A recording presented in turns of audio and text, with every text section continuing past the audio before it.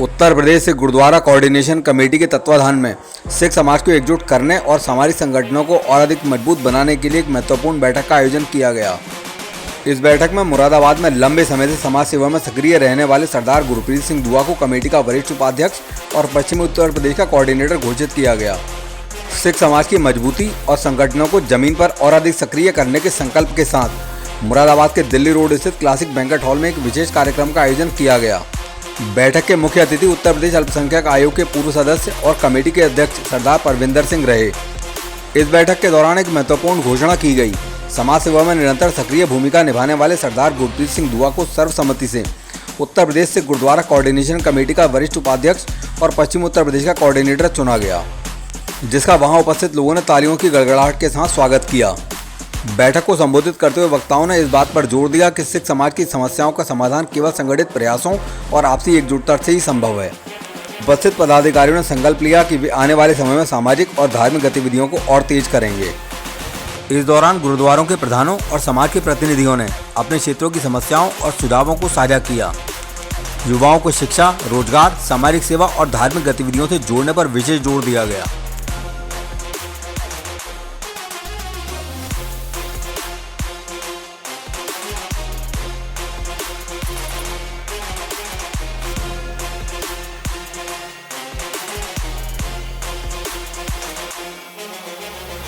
का खालसा वाहिगुरु जी की फतेह। सबसे पहले तो मैं हमारे उत्तर प्रदेश सिख गुरुद्वारा मैनेजमेंट कमेटी के अध्यक्ष सरदार परविंदर सिंह जी लखनऊ से आए हैं। मैं उनका सबसे पहले धन्यवाद करना चाहता हूँ, आभार करना चाहता हूँ कि उन्होंने मुझ जैसे एक छोटे से कार्यकर्ता को इतनी बड़ी सेवा से नवाजा है। मैं उनका धन्यवाद करना चाहता हूँ, उनका आभार व्यक्त करना चाहता हूँ। और मैं अपने सिख समाज के लिए हर समय, जिस टाइम सिख समाज याद करेगा, मैं हर समय उनके लिए तैयार रहता था, रहता हूँ और रहता रहूँगा। जो जिम्मेदारी मुझे दी गई है, मैं आपको विश्वास दिलाना चाहता हूँ परविंदर जी, आज 15 से 20 जिलों से हमारे सिख समाज के प्रधान गुरुद्वारों के आए हैं। 15 से 20 जिलों के, जो पश्चिम से हमने बुलाए थे। 100 में से 100% हमारे लोग यहाँ आए हैं। मैं आपको विश्वास दिलाना चाहता हूँ, कहीं भी आप हमें याद करेंगे, कहीं भी आप हमें याद करेंगे, हम आपके साथ रहेंगे, हमेशा आपके साथ थे, हैं और रहेंगे।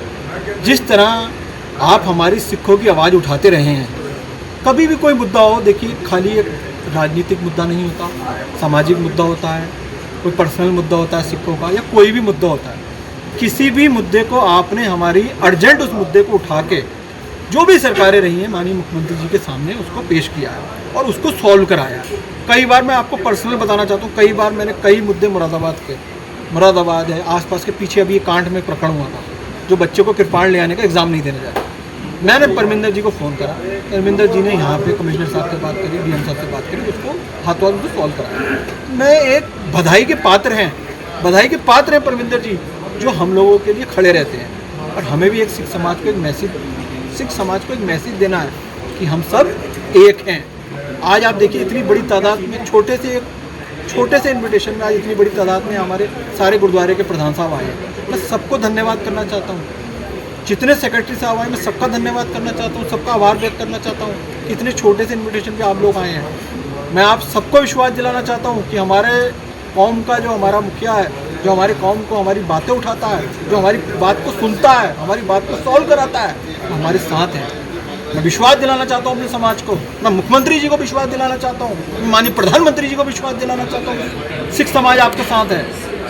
हमें अगर इज्जत मिलती है, सिख समाज को इज्जत मिलती है, तो सिख समाज आपके साथ है, साथ था, साथ रहेगा। जय हिंद, जय भारत, बोले सो निहाल।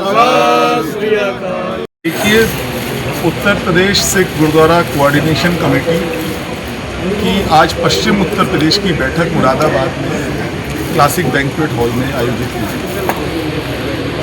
आज ये बैठक गुरप्रीत सिंह दुआ जी इस कार्यक्रम के आयोजक थे। इसका मुख्य उद्देश्य सिखों को एक प्लेटफॉर्म पे लाना और सिख समाज की जो मूलभूत उनकी आवश्यकताएं हैं उसकी पूर्ति हो, सिख समाज का सम्मान कैसे बरकरार रहे, संविधान प्रदत्त जो उनको उन्मुक्तियाँ अनुच्छेद 25 से 30 में कृपाण रखने का अधिकार, पगड़ी धारण करने का अधिकार, धार्मिक चिन्हों की स्वतंत्रता का अधिकार, वो लगातार अनवरत कैसे जारी रहे, समाज में आ रही दिक्कतें और विभिन्न समुदायों के मध्य जो आज के समय वैमनस्यता बढ़ रही, इसको कैसे कम किया जाए और सिखों को राजनीतिक, सामाजिक, आर्थिक भागीदारी कैसे सुनिश्चित की जाए, इसके संबंध में आज यहाँ पर बरेली, शाहजहाँपुर, पीलीभीत, आपका लखीमपुर, धामपुर, कांठ, मुरादाबाद, अमरोहा, नजीमाबाद, इस तरह मिलक, रामपुर के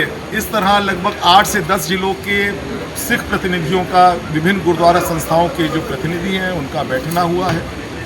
और आज हम लोगों ने जो माननीय मुख्यमंत्री जी के द्वारा उत्तर प्रदेश में सिख समाज की बेहतरी के लिए उनके हितों को ध्यान रखते हुए जो योजनाएं चलाई जा रही हैं उसके समक्ष भी बात की गई है, उसकी भी बात की गई है और आगे सरकार से हमें किस प्रकार से अपने अधिकारों को प्राप्त करना है इसके विषय में भी चर्चा की गई। और माननीय योगी जी का धन्यवाद ज्ञापित किया गया है कि जिस प्रकार से उन्होंने सर्वप्रथम वीर बाल दिवस उत्तर प्रदेश में लागू किया।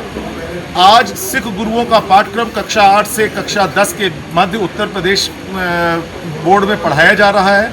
गुरु नानक देव महाराज, गुरु तेग बहादुर जी महाराज, गुरु गोविंद सिंह जी महाराज और चारों साहिबजादों की जीवनी पढ़ाई जा रही है, उसके लिए उनका धन्यवाद ज्ञापित करना।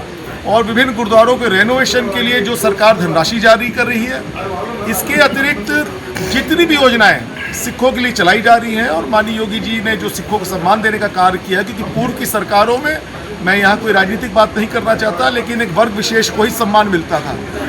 मुख्यमंत्री आवास में आपने रोजा अफ्तार की पार्टियाँ और ईद की पार्टी तो सुनी होगी, कभी गुरुग्रंथ साहब का प्रकाश हो ऐसा नहीं सुना होगा। तो इस प्रकार की एक नई धारणा बनाना और जिन सिखों ने अपने खून से इस देश को सींचा हो, उस सिख कौम को सम्मान देने का कार्य जो योगी जी ने किया है, आज उनको भी हम धन्यवाद ज्ञापित करते हैं। और आगे आने वाले समय में 2027 में हम लोग अपने हितों को देखते हुए जो बेहतर हो सकेगा, और योगी जी को यहाँ विश्वास दिलाते हैं कि पूरा उत्तर प्रदेश का सिख समाज उनके साथ है।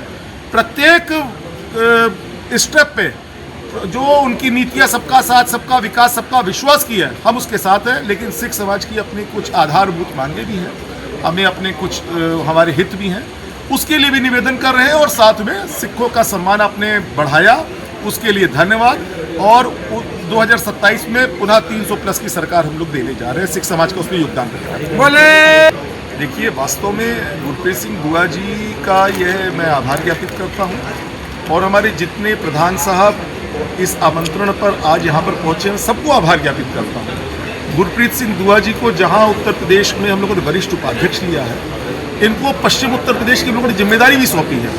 कोऑर्डिनेशन का काम पश्चिम उत्तर प्रदेश का आप देखेंगे और प्रत्येक ऐसा मसला जो NCR से लेके यहाँ तक का होगा, इसमें उनकी भूमिका और उनका, मैंने सिख समाज से भी विनती की, कोई भी चीज़ हो तो आप मेरठ में हमारा जो इनका ऑफिस है उसमें आप बताएं, हम लोग उस पर जो भी यथोचित नियमानुसार कार्रवाई होगी सुनिश्चित करेंगे।